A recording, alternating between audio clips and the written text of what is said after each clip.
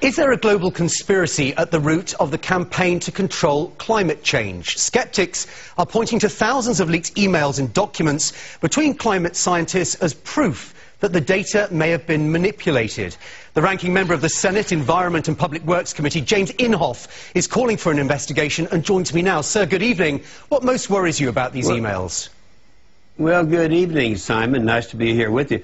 Well, if you go back and pull up a speech I made 4 years ago in the Senate, the scientists were coming to me and saying that they're cooking the science, that the IPCC, that's the United Nations that started this whole thing, that they will only listen to people who are married to the idea that anthropogenic gases cause global warming.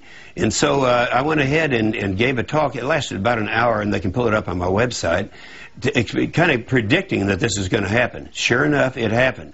So you have people like Michael Mann, remember the phony hockey stick he started this thing with, and others, Phil Jones, that are trying to subdue any kind of science that doesn't show their point of view. Well, and it's just not there. The if I may interrupt, sir, forgive me. Sure. And you're well known as a campaigner, a man who believes that humans are not the cause of global warming. I mean, specifically, if you look at the coverage we have, the allegation is that the emails indicated that they were declining to share data with fellow scientists, or they were seeking to keep other researchers with dissenting views for perhaps joining them on some platforms. It doesn't indicate that the science was wrong or that the science was manipulated. Oh, yes, it does. It shows that the science was manipulated and that some science was excluded, Simon. Hey, let's keep in mind now, back when this thing first started, way back with Kyoto, I was a believer because everyone said that their anthropogenic gases cause climate change or cause global warming.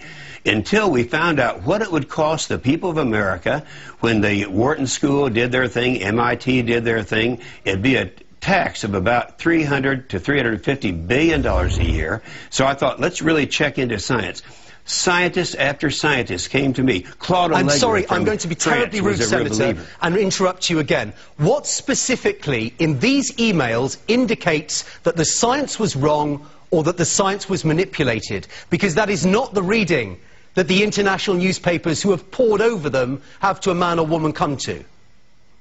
Well, what I read, Simon, was that they excluded information that was given to them by scientists like McIntyre and McKittrick. They were actually on the IPCC at one time. They quit because their views were not expressed in the IPCC reports. That's what I call manipulation, Simon. Well, they've declined to share data with... I mean, isn't there I mean, the emails are naive. They demonstrate a frustration from the limited ones that I've read, a frustration that these scientists, when they so fervently believe what they believe, cannot, in a marketing sense, get their message across. But isn't there a danger that we turn this into a witch hunt for a global conspiracy for which there is absolutely no evidence? Boy, I don't know where you come from to call it a witch hunt. I can assure you that Kudlow wouldn't.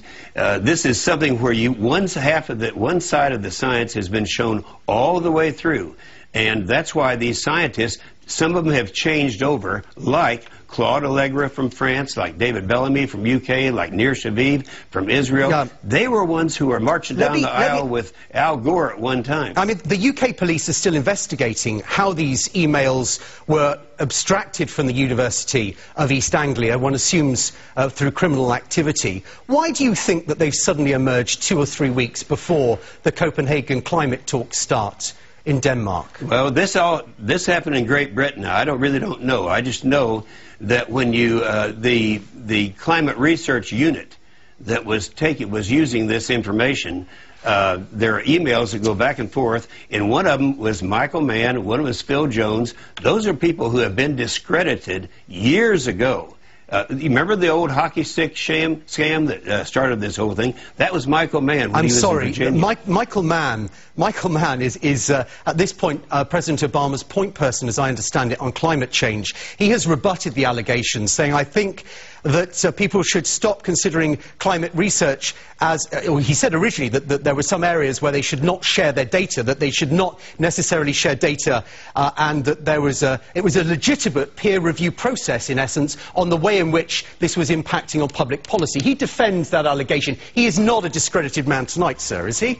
Oh, you're saying that the hockey stick wasn't discredited? I don't know anything. I just know that he's a senior. Know anything about that? He's a senior ranking member. Yes, he has been totally discredited in his original hockey stick theory on climate change or on global warming. We will leave it there, sir.